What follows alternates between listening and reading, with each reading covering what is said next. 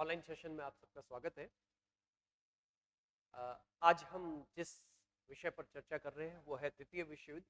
इसके कारणों का परिप्रेक्ष्य ले रहे हैं और उसके नवीन नवीन जो परिप्रेक्ष्य है, नवीन चर्चा है, उस पर भी हम बात करेंगे। हमारे यहाँ पे एक सीमा ये है कि हमारे जो इस क्लास के वीडियो है उनका टाइम कम रखा गया है। 30 से 40 मिनट के बीच में हमको सारी बात समझ करनी पड़ती है, इसलिए छोटे वीडियो तुलनात्मक रूप से बन रहे हैं और ये निरंतरता में है। तो हम बात कर रहे हैं द्वितीय विश्व युद्ध की। द्वितीय विश्व युद्ध के अध्ययन के संदर्भ में भी वो दोनों बातें आती हैं।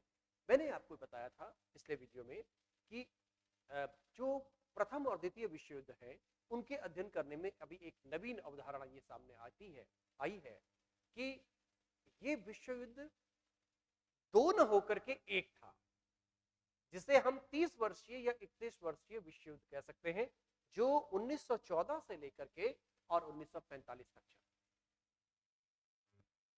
ये एक तरह से एक टोटलिटेरियन वॉर के रूप में कर रहे हैं बात हम लोग।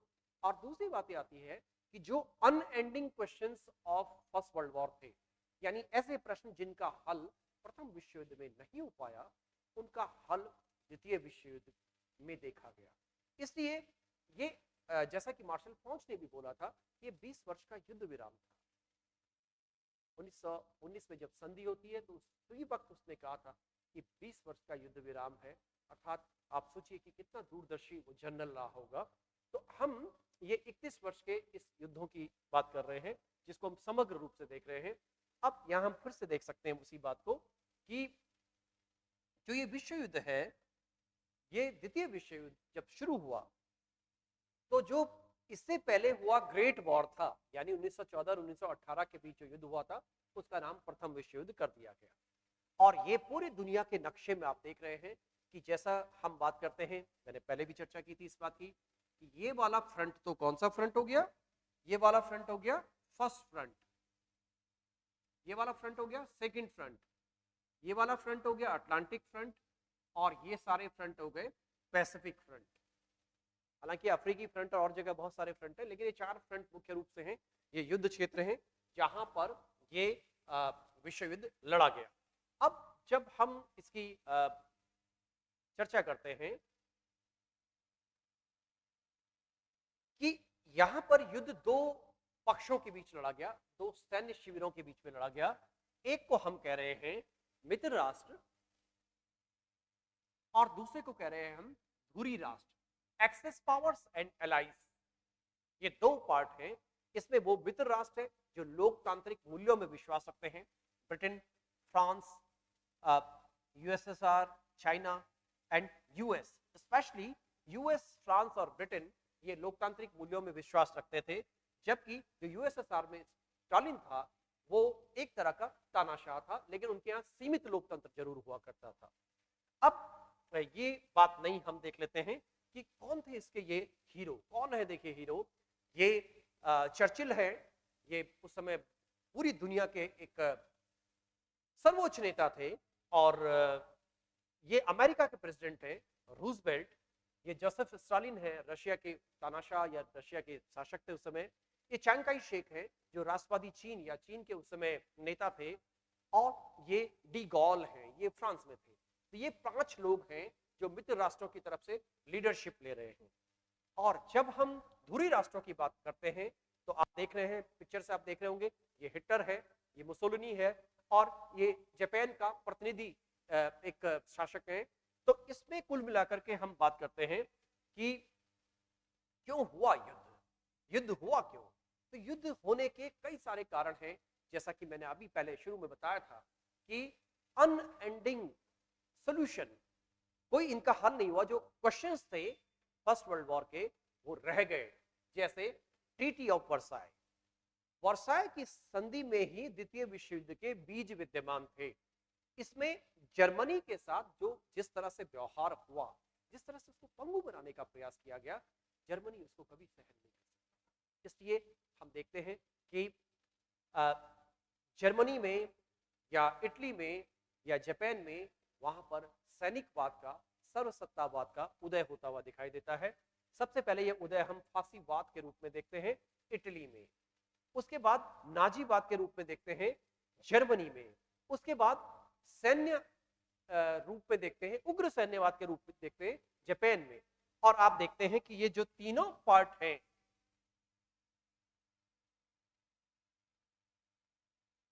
ये ये ये यही तीनों मिलकर के बनाते हैं क्या, धुरी राष्ट्र। इनके चरित्र में भी फर्क है। ये तानाशाही प्रवृत्ति के लोग हैं, ये तानाशाही प्रवृत्ति के शासन है, इसलिए इनको टोटलिटेरियन रेजिम भी कहा गया। सर्वसत्तावादी शासन, जो एक पार्टी का शासन चाहता है, जो एक व्यक्ति का शासन चाहता है, जो उग्र राष्ट्रवाद चाहता है, जो सैन्यवाद चाहता है, जो शांति का विरोधी है, जो युद्ध का समर्थक है, जो पूंजीवाद का समर्थक है, जो राष्ट्रीय समाजवाद के अंतर्गत अपनी विचारधारा को रखता है। और हिटलर इसमें 2 कदम और आगे है, उसका रेशियल कंसेप्ट भी है। रेशियल कंसेप्ट अर्थात यहूदी विरोध, एंटी सेमिटिज्म। तो इस कारण से यहूदियों का लगभग 59 लाख यहूदियों का उनके साथ अत्याचार हुआ, उन्हें कंसंट्रेशन कैंप से मारा गया इस दौरान। ये तो हिटलर के साथ ही जोड़ा जाता है। तो इस तरह से 1 2 3 ये धुरी राष्ट्र के रूप में आते हैं। क्या मैं स्पष्ट करना चाहूंगा धुरी राष्ट्र का मतलब क्या है। जो धुरी होती है वो अपने चारों तरफ चीजों को चलाती है। तो ये कह रहे हैं इस धुरी से, एक्सिस का मतलब क्या है इनका एक्सिस का मतलब ये है कि हम जो ये धुरी बना रहे हैं, हम विश्व की राजनीति को, विश्व को हम अपने अनुसार चलाएंगे, इसलिए इनको धुरी राष्ट्र कहा गया। अब चौथी बात ये आती है कि इस काल में भी अत्यंत उग्र राष्ट्रवाद हो चुका था। राष्ट्रवाद तो चल ही रहा था, इस राष्ट्रवाद ने पहला युद्ध करवाया था, अब दूसरी बार भी राष्ट्रवाद है। अब एक बड़ा इंपॉर्टेंट इशू ये आता है, 1929 में इकोनॉमिक डिप्रेशन हो गया, जिसको हम तीसा की महामंदी कहते हैं। प्रथम विश्व युद्ध में जिस तरह से अर्थव्यवस्था का विकास हो रहा था, इस कारण से जो स्टॉक एक्सचेंज है, इसके जो मार्केट है, वो बहुत तेजी से ऊपर गया। और ये लगातार तेजी हम देखते हैं कि 1928-29 तक बहुत तेजी आ रही थी। लोगों ने इसमें सट्टा बाजार जो था वो बहुत तेजी से डेवलप हो रहा था। लेकिन जो बहुत से अन्य कारण थे, ये एक सेपरेट लेक्चर होगा ये, जिसमें हम तीसा की महामंदी पर बात करेंगे। इस महामंदी ने अमेरिका को तो बर्बाद कर ही दिया, क्योंकि ये सबसे पहले संकट उन्हीं के यहाँ से शुरू हुआ, जिसे वॉल स्ट्रीट संकट कहते हैं। मंगलवार का क्राइसिस, थर्सडे का क्राइसिस, 2 तरह के क्राइसिस उनके यहाँ पे हैं, जिसको टोटल मिला के हम वॉल स्ट्रीट क्राइसिस कहते हैं। और इसने जर्मनी, ऑस्ट्रिया को तो बर्बाद करके रख दिया। उनकी अर्थव्यवस्था बिल्कुल चौपट हो गई, बेरोजगारी, बैंक खत्म, सारी अर्थव्यवस्था बिल्कुल एक तरह से तितर बितर हो गई, छिन्न भिन्न हो गई। तो इसने अवसर दिया हिटलर को उभरने का। ऐसी परिस्थिति में हिटलर ने बोला कि मैं आपको रोजगार दूंगा, मैं आपके आत्मसम्मान को एक बार पुनः स्थापित करूंगा पूरे विश्व के धरातल पर, विश्व के मंच पर। तो इस कारण से हिटलर का नाजीवाद का उदय हुआ। एक ये बात मैंने पहले बता दी है, एंटी कम्युनिज्म, जिसको हम एंटी कम्युनिस्ट पैक्ट कहते हैं, जो इन देशों ने, तीनों ने रूस के विरुद्ध बनाया था। रूस ने कहकर के इस समय हम यूएसएसआर बोलते हैं, क्योंकि उसके बाद अब यूएसएसआर नाम आएगा। एक बिंदु और आया जिसको हम अपीजमेंट पॉलिसी कहते हैं। अपीजमेंट पॉलिसी का मतलब होता है तुष्टीकरण की नीति। इस काल में अंतरराष्ट्रीय शांति के लिए पेरिस शांति वार्ता के अंतर्गत एक लीग ऑफ नेशंस का गठन किया गया था, जिसे राष्ट्रसंघ भी कहते हैं। इसका उद्देश्य था अंतरराष्ट्रीय शांति स्थापित करना। लेकिन इसका सदस्य स्वयं अमेरिका नहीं बना, सोवियत संघ को इसका सदस्य नहीं बनाया गया, और भी देश, जर्मनी वगैरह, इसके सदस्य नहीं बने।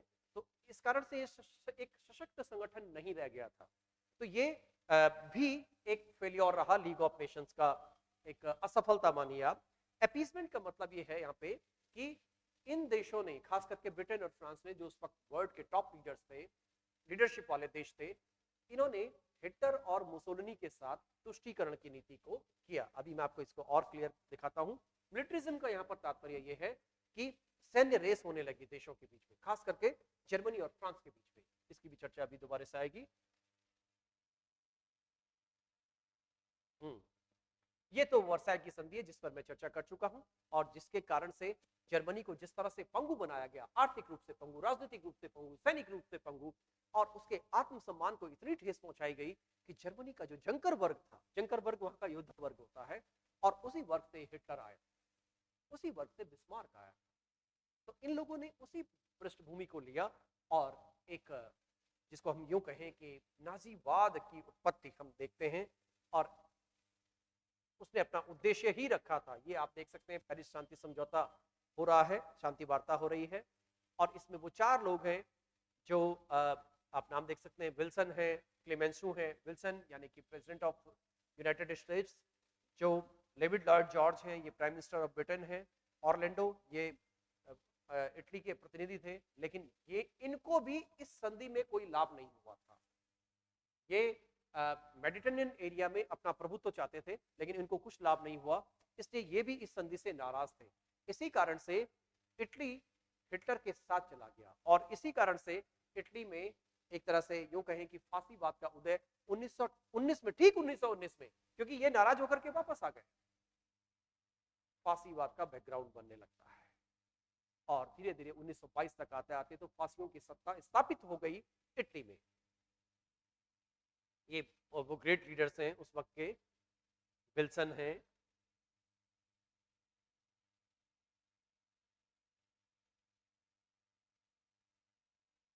अब यहां पर हम दूसरे बिंदु देखते हैं कि किस प्रकार से हम इसको लें कि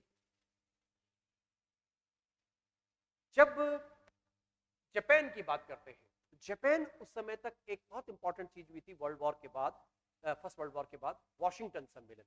तो 1924 में 22 में एक सम्मेलन हुआ, वॉशिंगटन सम्मेलन बोलते हैं। इस वॉशिंगटन सम्मेलन के अंतर्गत जापान की जो सैन्य क्षमता थी, खास करके नेवल सैन्य क्षमता थी, उसको कम कर दिया गया, और उसको कम कर दिया गया इस कारण से जापान में सैन्यवाद का विकास होने लगा। जब सैन्यवाद का विकास होने लगा तो वहां पर उस समय तक, उससे पहले ही जापान में अनिवार्य सैन्य शिक्षा कर दी गई थी, और इस कारण से जो उनकी लीडरशिप थी, इस leadership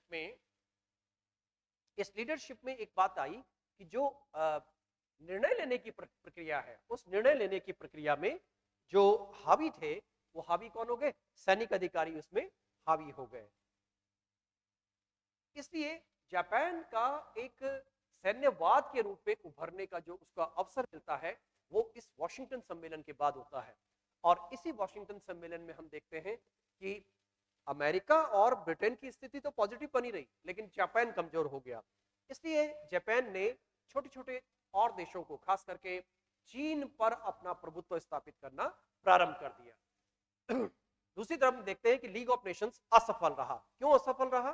few countries join the league, क्योंकि कुछ देशों ने लीग को ज्वाइन नहीं किया। जैसे मैंने अभी बताया था, अमेरिका ने नहीं किया।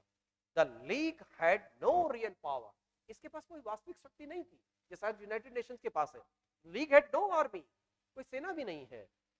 अनेबल टू एक्ट क्विकली, तेजी से ये काम भी नहीं कर सकते थे। इसलिए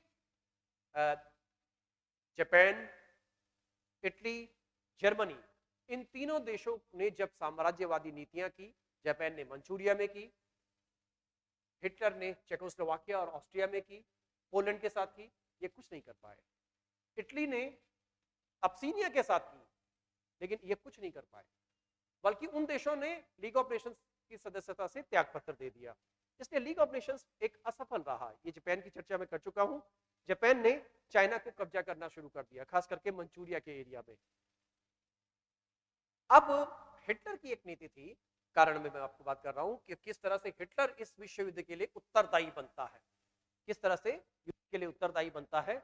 उसको हम, नीति का नाम है लेवेनसराम की नीति, जो कि पूरब की ओर विस्तार के लिए बनाई गई थी। थर्ड राइक, हिटलर का जो साम्राज्य था, उस साम्राज्य का नाम दिया था उसने थर्ड राइक। पहला राइक वो मानता था किसको? पहला राइक मानता था वो रोमन सम्राट के राज्य को।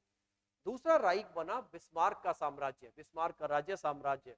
और तीसरा राज्य वो स्वयं के राज्य को कहता था, यानी हिटलर का राज्य, राइक कहते हैं उनके यहाँ, तो ये हो गया थर्ड राइक। और इसका उद्देश्य ये था कि पूरब की तरफ अपना विस्तार करेंगे। और आप यहाँ मैप में देख रहे हैं कि पूरब में क्या क्या आ रहा है। चेकोस्लोवाकिया है, ऑस्ट्रिया है, पोलैंड है और रशिया है। अब स्थिति ये थी कि रशिया में इस समय साम्यवाद था। इंग्लैंड और फ्रांस चाहते थे कि साम्यवाद का दमन हो, तो उन्होंने हिटलर को और मुसोलिनी को एक टूल के रूप में इस्तेमाल किया। उनको लगता था कि ये अगर पूरब की ओर बढ़ने की बात करता है तो कोई प्रॉब्लम ही नहीं है। यही था तुष्टीकरण। इसलिए जो इसकी चरम परिणति है, इसकी चरम परिणति है इस नीति की, आप देख रहे हैं आगे की तरफ बढ़ रहा है। चरम परिणति है इस अपीजमेंट पॉलिसी की, वो बनती है म्यूनिक समझौते में। 29 सितंबर 1938 को म्यूनिक में एक समझौता होता है जिसमें चेकोस्लोवाकिया के एक प्रदेश सुडेटनलैंड, जिसमें जर्मन्स हुआ करते थे, उसको जबरदस्ती चेकोस्लोवाकिया से ले लिया गया और चेकोस्लोवाकिया को आमंत्रित तक नहीं किया गया। इसमें चैम्बरलिन की मुख्य भूमिका रही, फ्रांस के दलादियर की भूमिका रही। दरअसल इन दोनों विश्व युद्ध के बीच में जो नेता डेवलप हुए, वो नेता ऐसे थे कि वो कमजोर थे कंपैरेटिवली, या यूं कहें कि कमजोर भी ना कहें, उनकी कहें कि उनके देशों की स्थितियां, जो तीसा की महामंदिरी थे उसने इतना बिगाड़ दिया था कि वो पहले अपने देश पे ध्यान दें या दूसरे देश पे ध्यान दें, वो अंतरराष्ट्रीय शांति की बात करें या अपने देश के आर्थिक विकास की बात करें। तो इसलिए ये लोग ये कोशिश करते थे कि तुष्टीकरण करें। तो चैम्बरलिन इसके प्रतीक थे। तो चैम्बरलिन के बारे में कहा जाता है कि जब वो लंदन आए तो उन्होंने बोला मैं शांति लेकर लौटा हूं क्योंकि मैंने एक युद्ध को वहां पर रोक दिया। हिटलर नहीं तो युद्ध करने वाला था। उन्होंने कहा कि जो इनका विरोधी है, विपक्ष के नेता थे उस समय चर्चिल ने बोला कि आप शांति को लेकर लौटे हैं लेकिन 1 साल के अंदर आपको युद्ध करना पड़ेगा। ये दो भविष्यवाणियां हमारे आसपास में घूमती हैं। पहले ये चर्चिल की भविष्यवाणी, ठीक 1 साल में युद्ध प्रारंभ हो गया सितंबर 1939। और इधर हम मार्शल फौज की बात करते हैं जो कि फ्रेंच सेनापति थे।